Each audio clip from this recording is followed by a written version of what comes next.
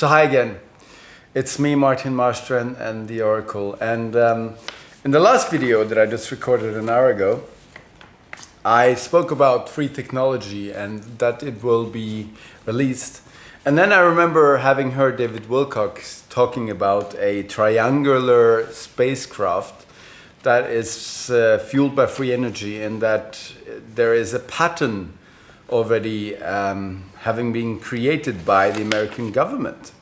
And then I went searching, and it didn't take me a long time, and then I found this document. It is 7 or 8 pages, and it describes a triangular device. I don't know if the camera focuses, but triangular device in the name of Salvatore Pais.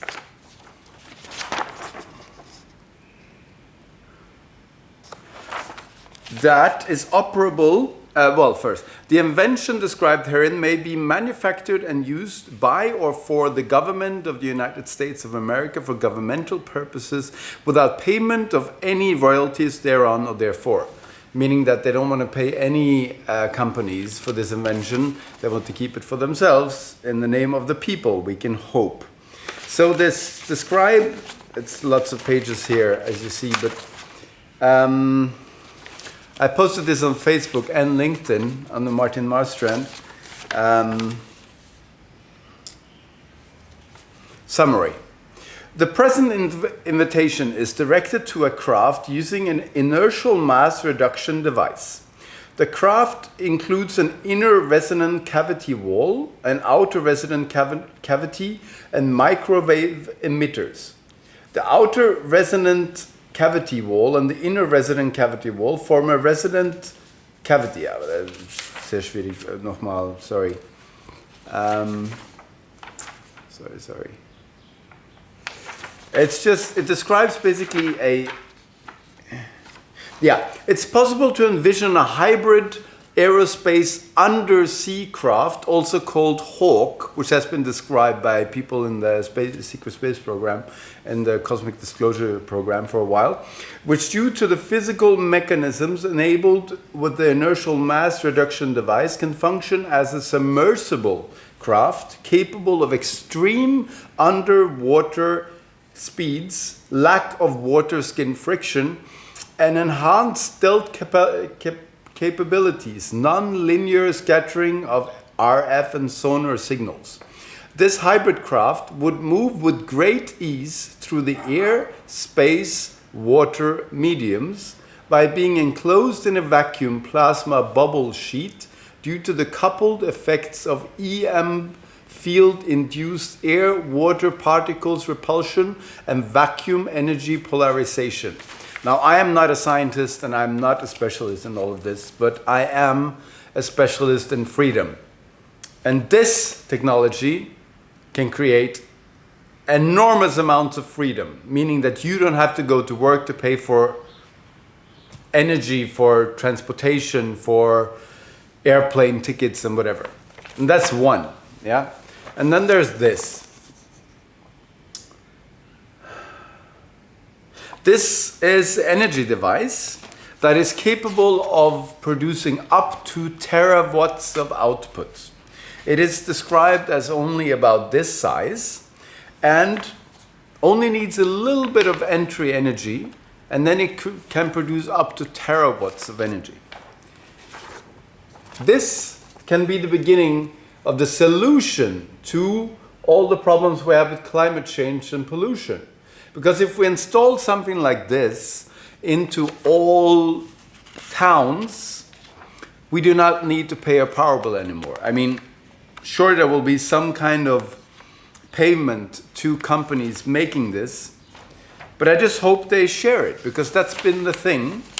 They've had this technology the last 60 to 70 years, but they only choose to now, not really, but just like, when you know to search for it, you'll find it. But I guess you didn't know about this, or did you? I don't know, but you need to search for it to find it, but it's there, I guess.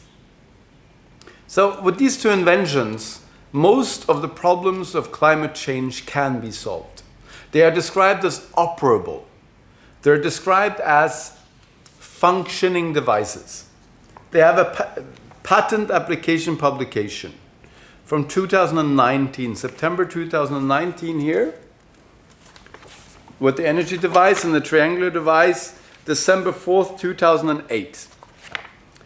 By the US government, in the name of Salvatore, which means the rescuer, Cesar, which is the emperor, and Pais, which means country in Spanish. Fascinating stuff. Yeah, so this changes everything for me. I've been talking about this for a while, and I've been listening to people talking about this for a while, and somehow the documents aren't easily accessible, but you have to search for them. And the moment you do that, it's kind of all falls into place because, well, there are official documents to this. They're described in a manner that I would never be able to describe, at least not now. It looks really real. So this is no babble about conspiracy anymore. These are approved patents that are described as operable, that are describing the kind of technology that the people in the secret space programs are using, have been using for the last 40 years.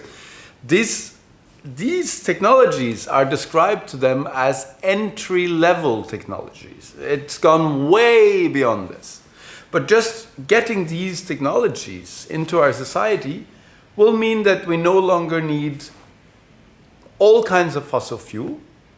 I mean, why build out wind turbines when you can have a basketball like this produce terawatts or megawatts? I mean, why destroy nature with roads when you can fly over them? You know, why? I mean, most of industry as we know it will just fall apart because it's no longer needed. So this is a huge crisis. I mean, so many people are going to have to change the way they think about everything, and most importantly, be able to forgive them, this big they that we never know who is really, but this people in power, beings in power, reptilians in power, I don't know, this they, yeah, they're in us, it's us in another form, but that is somehow advanced, I guess. But if we're able to forgive them, then we can go through this without destroying our whole infrastructure again, which we've done so many times, and then we rebuild it. And yeah, it's an interesting game, but it's not really needed to destroy and rebuild and destroy and rebuild. I mean, we can handle fear and anger in energy places. I mean, in places where we are allowed to express emotions, but that's a whole different game again. So I'm just so happy, so happy that I finally found these documents, and it didn't take me long. I just searched for a triangular free energy aircraft and free energy device, and bam, patent application publication with patent number came up. So that's what we need to do. Search for it, find it, look at these documents, listen to the people that talk about these things, and find out for yourself. But this is no thing you can just say, oh, this is just a babble, a conspiracy theory that has no roots in matter at all. This is hardcore. So yeah, looking forward to hopefully start a discussion about this. I want to hear about it. You know, what are your thoughts? Is this just rubbish? Is this a fake document? Doesn't it exist? I don't know. Let's talk about it. All the best to you. May we learn to forgive them, they, us. Ho'oponopono. Peace and love to all beings everywhere.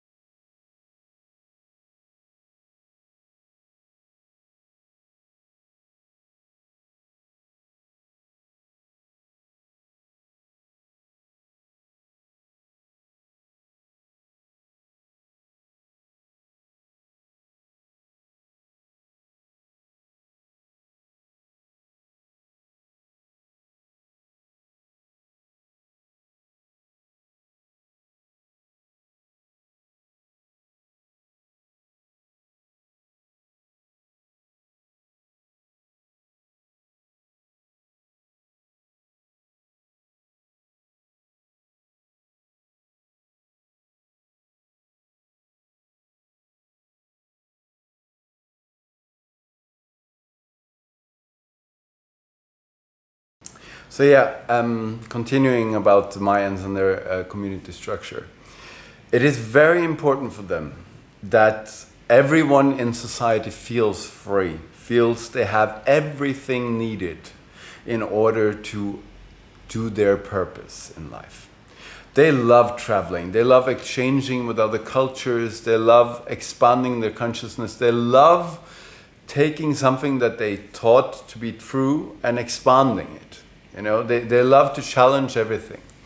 So they always say that this state they're in right now, the societal structure they have, is the best they come up with until now, and they're developing it. They are not afraid of rethinking their concepts and everything.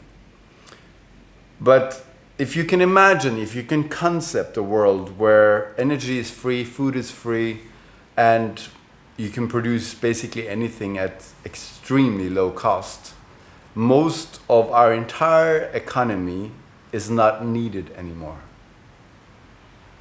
And that is something to take in. Especially, I mean, I pray for humanity, that we manage to take this information in once we really have to take it in. I mean, I would prefer to take it in before, and when the Big Bang comes, being prepared to not fall into complete emotional disarray and chaos. But everyone does their own thing there, I guess. But this is the most intense stuff we're gonna do for the next 100 years, is dealing with being lied to in that extreme manner. And I'm not talking about conspiracy theories. This is not a conspiracy theory. This is just way beyond. I'm not saying they're bad, and I'm not hating them, and I'm not saying we should kill them or anyway. I'm peaceful to all beings everywhere, and I'm grateful for every experience that I've been able to do in this society, in this prison, in this partly slavery, partly freedom that we have here. But yeah, and that's kind of the point, that when we approach our oppressors with love, forgiveness, and unity thought, then we can really create a new world. If we think that we have to tear it all down and destroy the destroyers and be mean to them and kill them and humiliate them, we're not better. Then we just haven't learned it yet, and we have to repeat the experience. I mean, those kinds of actions serve for consciousness like a test. Are you ready for the next step or not? And how you treat the people that have been oppressing you shows if you're ready to be free or not. Because the moment you are able to forgive and you take responsibility for the experience that you chose to have, you are in power. But if you choose to say, I've always been a slave and I've always been a victim, and now I will kill my oppressor, you identify with the victim part and not with the voluntarily making an experience part. But that takes a lot of consciousness to get there, to realize that you don't live once and so forth. But I'm mixing a lot of things into it. But my main message before I go into the channeling is really, if we can challenge the thought that we need fuel to live, that we need electricity and it's also hard to produce and costs so much, and that we need the entire food production and packaging and plastic and transportation and CO2. If just imagine a world without that, where you can produce the food you need inside your home without vegetables, with the touch of a button. Of course, you can grow your garden if you feel like it and have amazing vegetable and be completely in bliss with the beings that live in your garden. But you don't need to. You can. But the food coming out of these devices, they say, are so delicious, just energy-wise, amazing. Yeah, it will change everything. And I'm not saying it will all get better. Of course we'll miss things, but we don't need to destroy our planets, destroy ourselves, and destroy each other in order to be able to live. Because for the moment, we're still fighting for resources. Wow. I hope you can relate to this from your heart and observe any doubt or any hatred or whatever is coming up, or anger. And I feel with you. May we manage to surpass this big test with love and ease and forgiveness.